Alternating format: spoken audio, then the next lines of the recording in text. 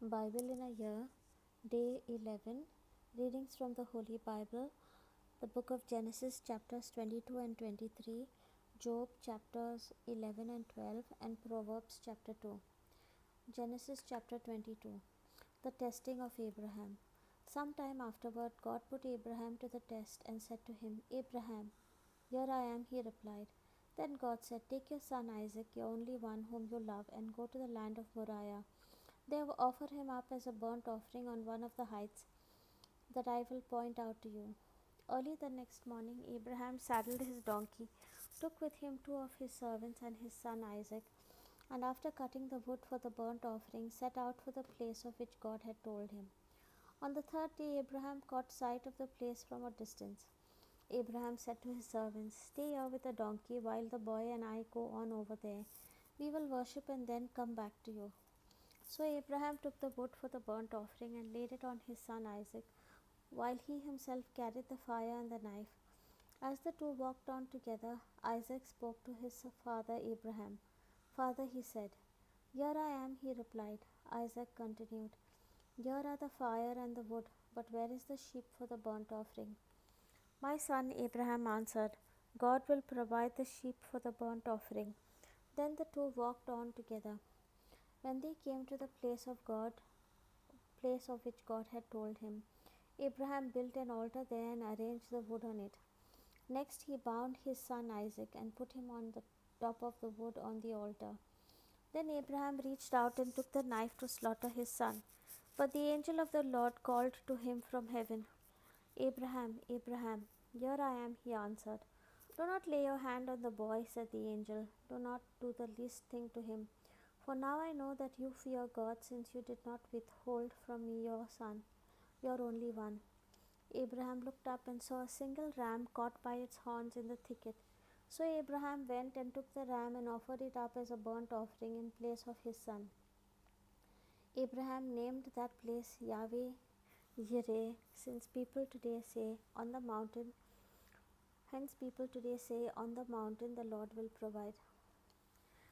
A second time the angel of the Lord called to Abraham from heaven and said, I swear by my very self, oracle of the Lord, that because you acted as you did in not withholding from me your son, your only one, I will bless you and make your descendants as countless as the stars of the sky and the sands of the seashore.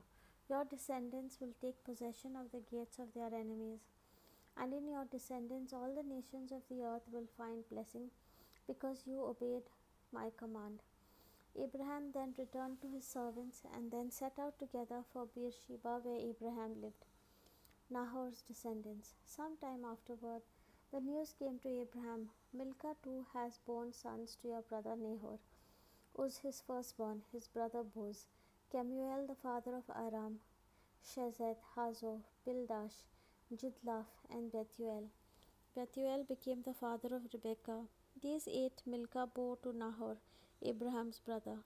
His concubine, whose name was Reumah, also bore children, Teba, Gaham, Tahash, and Makkah. Chapter 23.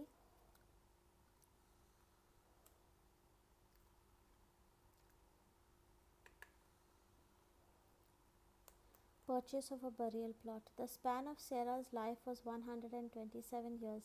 She died in Kiryat Arba, now Hebron, in the land of Canaan, and Abraham proceeded to mourn and weep for her.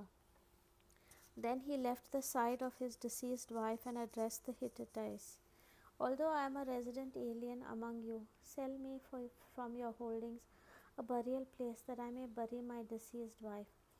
The Hittites answered Abraham, Please, sir, listen to us. You are a mighty leader among us. Bury your dead in the choicest of our burial sites. None of us would deny you his burial ground for the burial of your dead. Abraham, however, proceeded to bow low before the people of the land, the Hittites, and said to them, If you will allow me room for burial of my dead, listen to me, intercede for me with Ephron, son of Zohar, so that he will sell me the cave of Machpelah that he owns. It is at the edge of his field. Let him sell it to me in your presence at its full price for a burial place. Now Ephron was sitting with the Hittites, so Ephron the Hittite replied to Abraham in the hearing of the Hittites, all who enter the gate of his city, "Please, sir, listen to me. I give you both the field and the cave in it. In the presence of my people, I give it to you, bury your dead." But Abraham, after bowing low before the people of the land, addressed Ephron in the hearing of these men, "If only you would please listen to me, I will pay you the price of the field. Accept it from me that I may bury my dead there." Ephron replied to Abraham, "Please, sir, listen to me. A piece of land worth 400 shekels of silver. What is that between you and me? Bury your dead." Abraham accepted Ephron's terms. He weighed out to him the silver that Ephron had stipulated in the hearing of the Hittites, 400 shekels of silver at the current market value.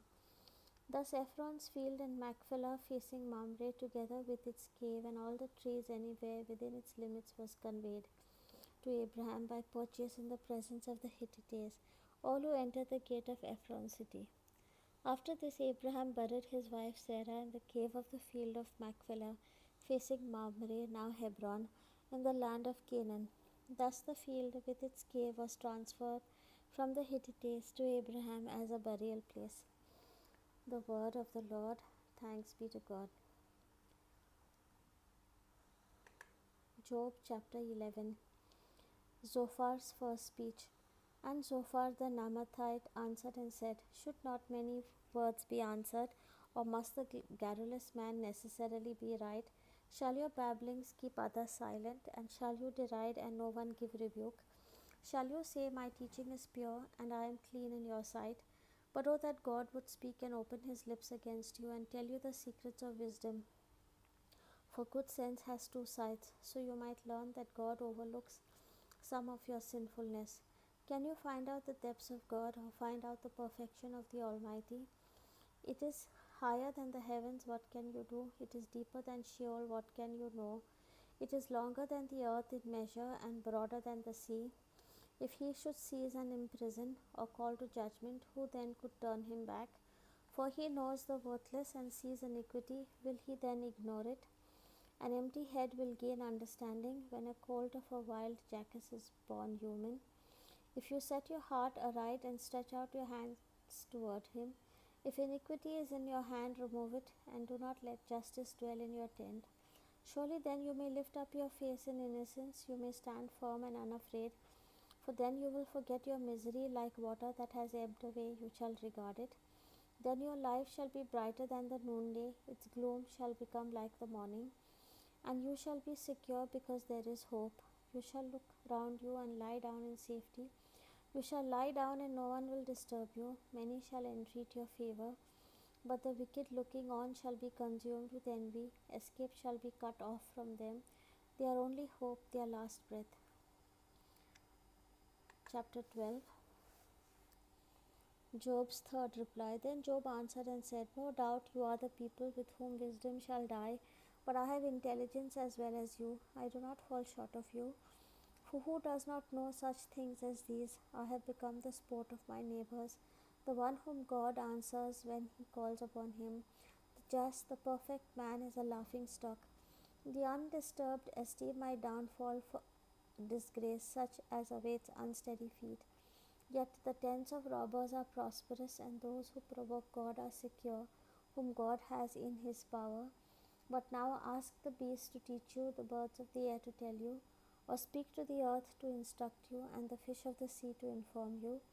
Which of all these does not know that the hand of God has done this? In his hand is the soul of every living thing, and the life breath of all mortal flesh. Does not the ear judge words as the mouth tastes food? So with old age is wisdom, and with length of days understanding. With him are wisdom and might, his are counsel and understanding. If he knocks a thing down, there is no rebuilding. If he imprisons, there is no release. He holds back the waters, and there is drought. He sends them forth, and they overwhelm the land. With him are strength and prudence. The misled and the misleaders are his. He sends counselors away barefoot, makes fools of judges. He loosens the belt of kings, ties a waistcloth on their loins. He sends priests away barefoot, leads the powerful astray. He silences the trusted adviser, takes discretion from the elders. He pours shame on nobles, the waistband of the strong he loosens. He uncovers deep things from the darkness, brings the gloom into light. He makes nations great and destroys them, spreads people abroad and abandons them. He takes understanding from the leaders of the land, makes them wander in a pathless desert. They grope in darkness without light. He makes them wander like drunkards.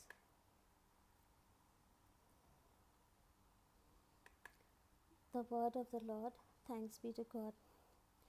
Proverbs chapter 2. The blessings of wisdom.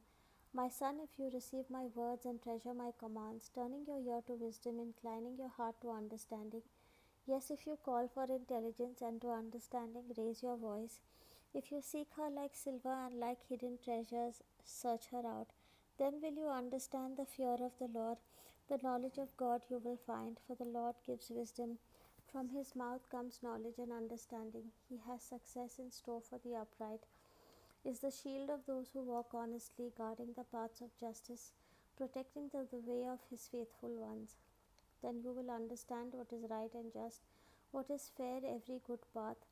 For wisdom will enter your heart, knowledge will be at home in your soul. Discretion will watch over you, understanding will guard you, saving you from the way of the wicked, from those whose speech is perverse, from those who have left the straight paths to walk in the way of darkness, who delight in doing evil and celebrate perversity, whose ways are crooked, whose paths are devious, saving you from a stranger, from a foreign woman with her smooth words, one who forsakes the companion of her youth and forgets the covenant of her God, for her paths sinks down to death and her footsteps lead to the shades. None who enter there come back or gain the paths of life. Thus you may walk in the way of the good and keep to the paths of the just. For the upright will dwell in the land, people of integrity will remain in it, but the wicked will be cut off from the land, the faithless will be rooted out of it. The word of the Lord. Thanks be to God. Glory be to the Father, and to the Son, and to the Holy Spirit, as it was in the beginning, is now, and ever shall be, world without end. Amen.